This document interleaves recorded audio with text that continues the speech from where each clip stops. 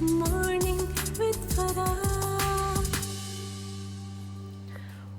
Back A T V morning with Farah. آج جمعۃ المبارک کو ہم کوشش کر رہے ہیں کہ ویکینڈ پہ آنے والی جو ہمیں 15 شعبان المعظم 14 اور 15 کی رات شب برات کے نام سے جسے ہم جانتے ہیں، اس کی اہمیت، اس کی فضیلت کے بارے میں جانیں، تاکہ پہلے سے ہم تیار ہوں اور ہم اس رات کا استقبال کر سکیں، اس میں جو کرنے والے کام ہیں وہ کر سکیں. اس حوالے سے بات چیت کے لیے میں ربیہ آپ کی طرف آؤں گی. یہ جو ایک مشہور روایت ہے جس کو پروفیسر صاحب نے بھی ابھی ریفر کیا کہ رسول پاک صلی اللہ علیہ وسلم کو ڈھونڈتی ہوئی حضرت عائشہ جو ہیں وہ نکلیں تو دیکھا کہ آپ صلی اللہ علیہ وسلم قبرستان میں موجود ہیں، اور وہاں پر آپ سے ہی روایت ہوتی ہے کہ آپ رسول پاک صلی اللہ علیہ وسلم نے فرمایا کہ اس رات اللہ تعالیٰ اتنے لوگ آزاد کرتا ہے جہنم سے جتنے بنی کلب کے بھیڑوں کے بال ہیں. یہ اب اس میں کیا قبرستان جانا بھی معمول میں شامل ہوگا یا نہیں ہوگا؟ اور پھر یہ کہ یہ جو اور کچھ ایسی آپ سمجھتے ہیں فضیلت ہے اس رات کی جو کہ آپ کے خیال میں ابھی تک گفتگو میں نہیں شامل ہوئی؟ بسم اللہ الرحمن الرحیم. سب سے پہلے بہت شکریہ آج کے پروگرام میں انوائٹ کرنے کا. اچھا دیکھیں، شعبان المعظم یوں تو پورے کا پورا مہینہ جو ہے وہ نبی کریم صلی اللہ علیہ وآلہ وسلم نے اس کو اپنا مہینہ قرار دیا ہے، اور یہ جو مہینہ ہے یہ ہماری جو رمضان آنے والا ہے اس کی تیاری کے لیے بہت اہم ہے کہ ہم اس میں اللہ کے حضور توبہ کریں اور اللہ کے حضور گڑ گڑائیں، اور اچھی جو عادات ہیں یعنی قرآن کریم پڑھنا، درود و سلام پڑھنا، اس کی جو تیاری ہے وہ اسی مہینے سے شروع کر دیں اور اس میں کثرت کریں، کیونکہ اس مہینے کو نبی کریم صلی اللہ علیہ وآلہ وسلم نے اپنا مہینہ قرار دیا ہے. اور پھر جب رمضان المبارک کا آغاز ہوتا ہے تو آپ کو پتہ ہے اس کے اندر 3 عشرے جو ہے وہ ہوتے ہیں. اب دیکھیں کہ اللہ تعالیٰ نے ہمارے اوپر کتنا کرم کیا کہ جب نبی کریم صلی اللہ علیہ وآلہ وسلم کی تشریف آوری ہوئی اور رمضان المبارک میں روزے رکھنے کا حکم ہوا، تو فرسٹ جو سال تھا نبی کریم صلی اللہ علیہ وآلہ وسلم نے 30 کے 30 دن اعتکاف کیا تاکہ وہ شب قدر کو جو ہے وہ تلاش کر سکیں. پھر آپ نے اپنی امت کے لیے اس میں تخفیف چاہی تو پھر 20 دن اعتکاف کیا، پھر 20 دنوں کے لیے پھر التجا کی اللہ تعالیٰ سے، اور پھر 10 دن اعتکاف کیا اور اس میں شب قدر کو تلاش کیا. اور اس میں ہمیں یہ بھی بتا دیا کہ تاک راتوں میں جاگو اور جاگ کر جو ہے وہ شب قدر کی تلاش کرو. اب اس میں جو دیکھیں ایک نقطہ ہے کہ یہ جو شب شعبان آتا ہے اس میں اللہ تعالیٰ نے ہمیں پہلے ہی بتا دیا کہ یہ 14 اور 15 کی درمیانی شب ہے، اس میں تم میرے حضور آؤ، میرے حضور معافی مانگو، گڑ گڑاؤ اور اپنے آپ کو جو ہے وہ رمضان کے لیے تیار کر لو. اب جو راتیں ہیں وہ ان میں خاص راز ہے. رات اس لیے جو ہے دیکھیں ویسے تو ہر جو آخری پہر ہے رات کا اس میں اللہ تعالیٰ جو ہے وہ اپنے محبت کرنے والوں کو آواز دیتا ہے کہ مجھ سے محبت کا دعویٰ کرنے والے کہاں پر ہیں، میں جاگ رہا ہوں، کیا وہ سو رہے ہیں. اور جو اللہ کے مقربین ہوتے ہیں وہ رات کے آخری پہر میں اٹھ کے اللہ کے حضور سجدہ ریز ہوتے ہیں، اللہ کے حضور مناجات کرتے ہیں. لیکن چونکہ عام مسلمان اس روٹین پر عمل پیران نہیں ہو سکتے تو اللہ تعالیٰ نے پھر جو ہمیں شب بارات ہے وہ عطا فرمائی، اور بارات جو ہے وہ نیکی سے گناہوں سے چھٹکارا، اور یعنی نیکی جو ہے اس کا مطلب ہے وہاں سے یہ لفظ نکلا ہے. اب دیکھیں ایک روایت میں آتا ہے کہ نبی کریم صلی اللہ علیہ وآلہ وسلم جنت البقیع میں تھے جب حضرت عائشہ صدیقہ رضی تعالیٰ عنہا وہاں تشریف لے کر گئیں، اور آپ نے دیکھا کہ حضور کریم صلی اللہ علیہ وآلہ وسلم مومنین اور مومنات جو وہاں پر مدفون تھے ان کے لیے دعا کر رہے تھے. جب واپس تشریف لے کر آئے تو نبی کریم صلی اللہ علیہ وآلہ وسلم نے حضرت عائشہ صدیقہ رضی تعالیٰ عنہا کو اس رات کے بارے میں بتایا، اور پھر ان سے اجازت چاہی کہ اگر وہ اجازت دیں تو کیا وہ آج کی رات عبادت میں بسر کر لیں. یہ حضور پاک صلی اللہ علیہ وآلہ وسلم کا اخلاق عالیہ تھا، کیونکہ اللہ تعالیٰ نے کہا کہ ہم نے آپ کے اخلاق کو جو ہے وہ قرآن کا جو اخلاق ہے اس میں جو ہے نبی کریم صلی اللہ علیہ وآلہ وسلم کا جو اخلاق ہے وہ ڈھلا ہوا ہے اور ان کا اخلاق سب سے اعلیٰ ہے. تو اس موقع پر بھی انہوں نے اپنی بیوی سے اجازت چاہی اور پھر عبادت کے لیے مشغول ہوئے، اور اس قدر طویل جو ہے وہ نماز پڑھی اور سجدہ کیا کہ حضرت عائشہ رضی تعالیٰ عنہا کو جو ہے وہ خطرہ لاحق ہوا کہ اس قدر طویل سجدہ کہیں نبی کریم صلی اللہ علیہ وآلہ وسلم وصال نہ پا گئے ہوں. تو انہوں نے آپ کے جو تلوہ مبارک تھا اس کو ٹچ کر کے جو ہے وہ دیکھا تو نبی کریم صلی اللہ علیہ وآلہ وسلم کے تلوہ مبارک میں حرکت پیدا ہوئی، یعنی اس قدر مناجات میں جو ہے وہ ڈوبے ہوئے تھے. اب دیکھیں کہ نبی کریم صلی اللہ علیہ وآلہ وسلم کی مناجات کا یہ عالم ہے، یعنی وہ جو شافع محشر ہیں اور جو حوض کوثر کے مالک ہیں، اور جو رحمت للعالمین جو رحمت للعالمین ہے، اور وہ اس قدر مناجات کرتے ہیں، اپنی امت کے لیے بار بار مغفرت طلب کرتے ہیں. تو ہم سب کو آج کی رات یہ سوچنے کی ضرورت ہے کہ ہم سب لوگ کہاں پر کھڑے ہوئے ہیں. اب دیکھیے اس کے ساتھ ہی روایات میں یہ بھی بیان ہوتا ہے کہ اس شخص کی بخشش نہیں کی جاتی جو قاتل ہوتا ہے، جو مشرک ہوتا ہے، یا جو حسد کرنے والا ہوتا ہے، غیبت کرنے والا ہوتا ہے، یا چغلی کرنے والا ہوتا ہے. ماں باپ کا نافرمان جو ہے وہ بھی اس میں شامل ہے. بالکل. اور لیکن آج ہم دیکھیں تو ہمارا معاشرے کا ہر شخص، ہر دوسرا شخص ہمیں ان برائیوں میں مبتلا نظر آئے گا. تو آج ہمیں ضرورت اس امر کی ہے کہ آج ہم سچے دل سے اللہ کی حضور توبہ کریں، کیونکہ جب اللہ تعالیٰ مغفرت فرماتے ہیں تو سب سے پہلے جن کی مغفرت فرمائی جاتی ہے وہ لوگ ہوتے ہیں جو دوسروں کے عیوب پر پردہ ڈالتے ہیں. لیکن ہم کیا کرتے ہیں کہ ہم دوسروں کے عیوب ظاہر کرتے ہیں. تو اس امر سے توبہ کر لیں. حسد سے، حقد سے اور تکبر سے جو ہے وہ آج کی رات توبہ کرنے کی ضرورت ہے، اور سچے دل سے اللہ کے حضور حاضر ہو جائے تاکہ اس رات کی جو برکتیں ہیں، فضیلتیں ہیں، وہ ہم حاصل کر لیں. اب حضرت امام حسن کا جو ہمیں معمول ملتا ہے، اول شب پہ وہ تلاوت کلام پاک، یہ شعبان المعظم کا، یہ شب برات کا معمول بتا رہی ہیں؟ برات کا. تو وہ اول شب میں جو ہے وہ تلاوت کلام پاک کیا کرتے تھے. جب دوسرا حصہ رات کا شروع ہوتا تھا تو اس میں وہ درود و سلام پڑھا کرتے تھے، اور جب آخری حصہ رات کا آیا کرتا تو اس کے اندر وہ نوافل کی کثرت کیا کرتے تھے. اسی طرح حضرت علی رضی تعالیٰ عنہ سے بھی ہمیں روایت ملتی ہے کہ آقا کریم صلی اللہ علیہ وآلہ وسلم نے اس رات میں انہیں قیام کا کہا، اور اگلے دن جو ہے وہ روزہ رکھنے کا اس میں بتایا. ٹھیک ہے. بہت شکریہ، بڑی تفصیل کے ساتھ آپ نے جو ہے اس رات کی فضیلت جو ہے وہ بیان کی. اچھا پروفیسر راشد صاحب، جیسے رابعہ نے بھی بتایا، دیکھیے اللہ تعالیٰ کی رحمت بے کرا ہے، وہ جس کو چاہے بخش دے، لیکن ایک شرط لگائی جاتی ہے نا کہ دیکھیے اس رات میں بہت سارے لوگوں کے گناہ معاف ہوں گے، لیکن مشرک کا نہیں ہوگا، ماں باپ کے نافرمان کا نہیں ہوگا، زانی شرابی کی نہیں ہوگی، غیبت کا نہیں ہوگا. یہ بہت سارے گناہ ایسے ہیں جن کا تعلق ہماری اپنی ذات کے علاوہ اور لوگوں کے ساتھ بھی ہے، جنہیں ہم حقوق العباد کہتے ہیں. یہ جو ایک ہم سمجھتے ہیں کہ ہماری عبادتیں، ہمارے صدقات، ہماری یہ ہمارے تمام گناہوں کے لیے جو ہے وہ کافی ہے. اس طرح کے فرمان سے جو ہمیں ایک تلقین ملتی ہے کہ عبادات جو ہیں وہ اس وقت کام آئیں گی جس وقت آپ کے حقوق العباد کے تقاضے جو ہیں وہ تمام پورے ہوں گے. اس کے بارے میں ہم چاہیں گے. بہت خوبصورت بات جب بات کر رہی تھی میڈم، تو میں وہ سوچ رہا تھا کہ ایک لفظ ہے قطع رحمی کرنے والا، اس کی بھی بخشش نہیں ہوگی. اب قطع رحمی کو اگر آپ تھوڑا سا غور کریں تو رحم کا رشتہ ہوتا ہے پیٹ کا رشتہ، کہ ایک پیٹ سے بہن بھائی سارے نکلتے ہیں، تو ان کا آپس میں جو رشتے کو قائم رکھنے کے لیے اتنی تاکید ہے کہ وہ رات جس میں بخشش عام ہوتی ہے اور ہر شخص کو اللہ کریم معاف کر رہا ہوتا ہے، تو بالخصوص جو رشتہ کاٹنے والا ہے، قطع رحمی کرنے والا ہے، اپنے رشتہ داروں کو غیر اہم سمجھنے والا ہے،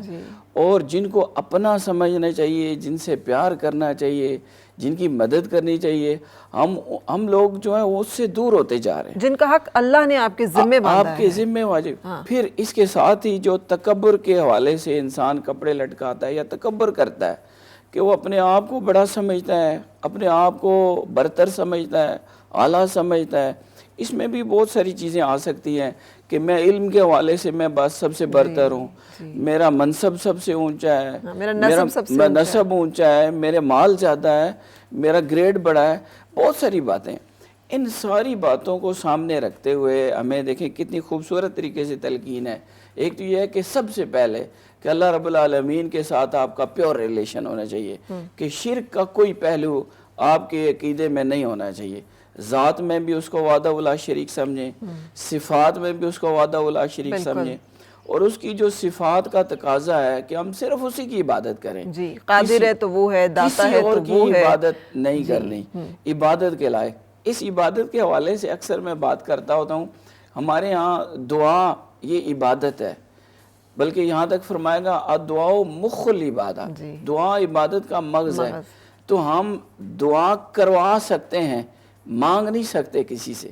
میرا خود ایک درگاہ سے تعلق ہے، تو یہ عقیدے کے حوالے سے یہ بات کو درست ہونا چاہیے کہ ہم ماں باپ سے، بڑوں سے، نیک لوگوں سے آپ دعا کروا سکتے ہیں، لیکن مانگیں گے اللہ سے، جی، کیونکہ دعا عبادت ہے اور وہ اللہ ہی سے کی جا وہ سکتی ہے، صرف اللہ ہی کی جاتی ہے۔ سب سے پہلے تو انسان ایاک نعبد و ایاک نستعین، اتنا ایک ورس میں ساری بات جو ہے وہ ختم اللہ تعالیٰ نے کی ہوئی ہے کہ ہم تیری عبادت کرتے ہیں اور تجھی سے مدد چاہتے ہیں، تو نہ ہم نے اس کے علاوہ کسی سے مدد چاہنی ہے، نہ ہم نے کسی کی عبادت کرنی ہے، یہ ہمارا کرکس ہے ہمارے ایمان کا۔ جی ہاں۔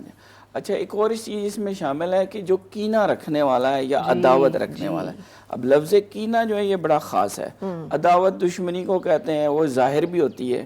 لیکن کینہ دشمنی کی ایسی قسم ہے جو آپ دل میں چھپا کے رکھتے ہیں، بغض جسے کہہ سکتے ہیں، آپ کے دل کے اندر ہے کہ آپ دوسروں کو ڈس لائک کر رہے ہیں، ناپسند کر رہے ہیں، ان کی اچھی باتیں بھی آپ کو اچھی نہیں لگ رہی،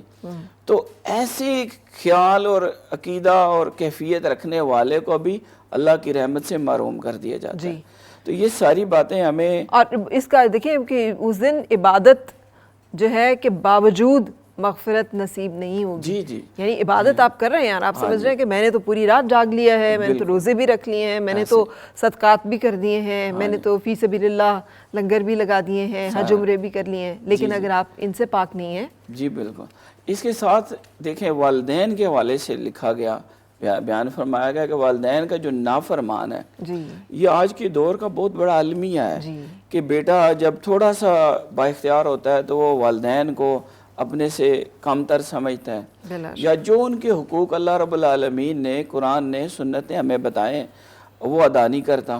اور اللہ رب العالمین کی یہ کتاب کے اندر آپ دیکھیں کہ جہاں بھی اللہ نے اپنی عبادت کا ذکر کیا، ساتھ والدین کے ساتھ حسن سلوک کا ذکر، احسان کا ذکر کیا، احسان کا، حسن سلوک کا، ادب کا، خدمت کا، وَقَضَىٰ رَبُّكَ أَلَّا تَعْبُدُوا إِلَّا إِيَّاهُ وَبِالْوَالِدَيْنِ إِحْسَانًا۔ اس کی تشریح میں دیکھیں کہ اللہ نے یہ فیصلہ کر دیا ہے کہ اللہ کے سوا کسی کی عبادت نہیں کی جائے گی اور والدین کے ساتھ احسان۔ اس کو ریورس کریں تو کیا پتہ چلتا ہے کہ اگر کوئی بندہ اللہ کی عبادت تو کرتا ہے لیکن والدین کے ساتھ احسان کا سلوک نہیں کرتا تو اس کی اللہ کی عبادت قبول نہیں، کیونکہ یہ ایک ہی فیصلہ ہے۔ تھوڑی سی وضاحت اس کی بھی فرما دیجئے کہ والدین کے ساتھ جو حسن سلوک ہے یا احسان ہے وہ کیا ہوگا؟ اور میں پروفیسر طارق صاحب آپ سے بھی چاہوں گی کہ یہ بہت امپورٹنٹ اینگل ہے کہ ہمیں معلوم ہو کہ ہمیں کیا کرنا ہے، جس میں ایک تو حکم ہمیں ملتا ہے کہ جو آپ صلی اللہ علیہ وسلم کا فرمان بھی ہے کہ تم میں سے کوئی ایک اپنے والدین دونوں یا کسی ایک کو بڑھاپے کی حالت میں پالے اور ان کی خدمت کر کے جنت نہ حاصل کر لے، وہ بدبخت کہلایا ہے، یعنی وہ شخص جو ہے وہ بدبخت ہے۔ یہ جو آپ ارشاد فرما رہی ہیں یہ قرآن پاک کی واضح آیات ہیں جو میں نے ابھی کوٹ کی، اسی کا آگے حصہ ہے یہ کہ اگر دونوں یا دونوں میں سے ایک تم بڑا پاؤ اور ان کے ساتھ حسن سلوک کرو، اس کے اندر بہت ساری تشریحات ہیں۔ وَخْفِضْ لَهُمَا جَنَاحَ الذُّلِّ مِنَ الرَّحْمَةِ، اتنی واضح بات ہے۔ یہ دیکھیں یہ ہمارے بازو جو ہوتے ہیں اس میں طاقت ہوتی ہے، ہم دکھاتے ہیں کہ ہم اپنا پاور یا اپنی بڑائی، اللہ نے کہا کہ ماں باپ کے سامنے ان دونوں کو جھکا کے رکھنا ہے، نرمی کے ساتھ، عاجزی کے ساتھ اور حسن سلوک کے ساتھ پیش آنا۔ یہ آیات قرآنیہ ہیں، اور آپ نے جو لفظ بولا کہ ہم ان کے ساتھ کیسے حسن سلوک کریں، اس کے اوپر علیحدہ اللہ کا ارشاد فرمان ہے کہ لوگ آپ سے پوچھتے ہیں یسألونک ماذا ينفقون، کہ ہم کیا خرچ کریں، تو پہلا حق والدین کا بیان کیا گیا، جو بھی تم خرچ کرو اپنے ماں باپ کے لیے کرو۔ پھر اسی کے ساتھ حدیث پاک ہے، آقا علیہ السلام سے ایک صحابی نے پوچھا حضور میرے اوپر سب سے زیادہ حق کس کا ہے؟ آپ نے کہا تیری ماں کا۔ اس نے کہا حضور اس کے بعد؟ آپ نے کہا تیری ماں کا، اس کے بعد تیری ماں۔ 3 حقوق بیان کرنے کے بعد چوتھے پہ فرمایا تیرے والد کا۔ اب یہ ساری باتیں ہم سامنے رکھیں کہ اس قدر تاکیدات کے ساتھ اللہ رب العالمین نے والدین کے ساتھ ہمیں حسن سلوک سے مراد خرچ کرنا بھی ہے، نرم لفظ بولنا بھی ہے، ان کا ادب کرنا بھی ہے، ان کے فرمان ان کی خواہشات کا احترام کرنا بھی ہے، ان کی ریلیشنز کو قائم رکھنا بھی ہے، حتیٰ کہ یہاں تک کہا گیا کہ اگر آپ کے والدین دنیا سے چلے جاتے ہیں تو جو ان کے نیک اعمال ہیں آپ ان کو جاری رکھیں گے، یہ ان کے ساتھ حسن سلوک ہوگا۔ جو ان کے رشتے ہیں آپ ان کو قائم رکھیں گے تو یہ ان کے ساتھ حسن سلوک ہوگا اور ان کے لیے خوشی کا ذریعہ ہوگا۔ بالکل صحیح۔ تو یہ ساری قسمیں ہیں جن سے ہم اپنے والدین کے ساتھ حسن سلوک کر سکتے ہیں۔ کلوز کرتے ہوئے کہ اس مبارک اور عظیم رات اس کے حوالے سے ایک ضمنی بات اور بھی کر دوں کہ اللہ رب العالمین ہے، اس نے پچھلی امتوں کو لمبی زندگیاں دی، لمبی عمریں دی، اور وہ جوان بھی 1000 سال کے بعد جوان ہوتے تھے اور اس طرح ان کی عمریں تھیں. تو اللہ رب العالمین نے حضور علیہ الصلوۃ والسلام کی ذات کے حوالے سے ہمیں یہ عطا کیا کہ ہماری عمریں کم ہیں، 60-70 سال حدیث کا مفہوم ہے، تو ہمیں ساتھ یہ پیکیجز دے دیے، ساتھ یہ چیزیں دے دیں کہ یہ راتیں آپ کو دے دی ہیں. عیدین کی راتیں ہیں، عرفہ کی رات ہے، شعبان کی 15ویں رات ہے، عاشور کی رات، عاشور کی لیلۃ القدر کی رات ہے. تو یہ راتیں دے کے ہماری کم عمر کے اندر جو ہم بہت ساری نیکیاں نہیں کر سکتے، اللہ نے ہمیں کہا اس میں آپ کر لیں تو آپ کی بخشش ہو جائے گی. پروفیسر طارق صاحب کچھ ایپ ایڈ کرنا چاہیں والدین کے حقوق کے حوالے سے، اور پھر ہم بریک کی طرف جائیں گے. جی دیکھیے، جیسے اس رات کے حوالے سے بتایا گیا کہ والدین کا نافرمان اس کی بھی بخشش نہیں ہوگی. اب یہ ہے کہ کتنے ہی ایسے نافرمان ہیں جو اس رات کو جاگتے تو ہوں گے، والدین کے نافرمان ہیں، مگر اللہ کے حضور میں توبہ اور استغفار کے لیے ان کو بھی توفیق ہوتی ہوگی. تو انہیں یہ چاہیے، اگر کوئی قاتل ہے اس کو یہ چاہیے کہ سچی توبہ اس رات کو اپنے اس برے عمل سے کرے. اگر والدین کا کوئی نافرمان ہے، اس رات کی عبادت، اس کی قبولیت اس ضمن میں ہو سکتی ہے کہ وہ سچے دل سے اللہ سے اس بات سے معافی مانگے کہ اگر مجھ سے اپنے والدین کی نسبت کوئی کمی کوتاہی ہو گئی ہے تو آج اس رات کو میں اس گناہ سے معافی مانگتا ہوں، اور آئندہ کے لیے توبۃ النصوح کے ساتھ والدین کے ساتھ حسن سلوک کرے. ٹھیک ہے. علامہ اقبال علیہ الرحمہ. اب دوسری یہ چیز آتی ہے نا کہ بسا اوقات اولاد اگر زندگی میں اللہ تعالیٰ ان کو ترقیاں دیتا ہے، والدین ایک سادہ طبیعت کے ہوتے ہیں، کم پڑھے لکھے ہوتے ہیں، تو ایک گیپ آ جاتا ہے، کمیونیکیشن گیپ آ جاتا ہے اولاد کے اور ماں باپ کے درمیان میں. اب علامہ اقبال سے بڑا مفکر تو پاکستان کا اور کوئی نہیں ہے. ان کا ایک شعر مجھے یہاں پہ جو ہے وہ بڑا خوبصورت، جب وہ انگلستان پڑھنے کے لیے گئے اور وہاں پہ بھی ان کو اپنے والدین کی یاد آئی، تو جب واپس آئے تو انہوں نے ایک شعر لکھا: زندگی کی اوج گاؤں سے اتر آئے ہیں ہم، صحبت مادر میں پہنچ کر طفل سادہ رہ جاتے ہیں ہم.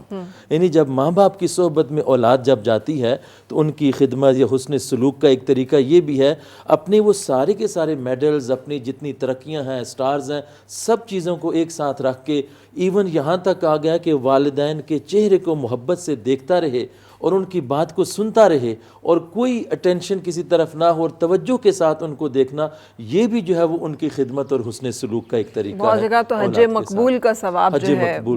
ہمیں سننے میں ہے. بالکل صحیح. جی تو ہم یہاں پہ ایک بریک کے لیے رکیں گے اور بریک کے بعد پھر ملتے ہیں.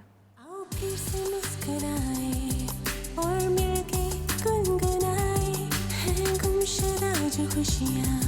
ساری وہ ڈھونڈ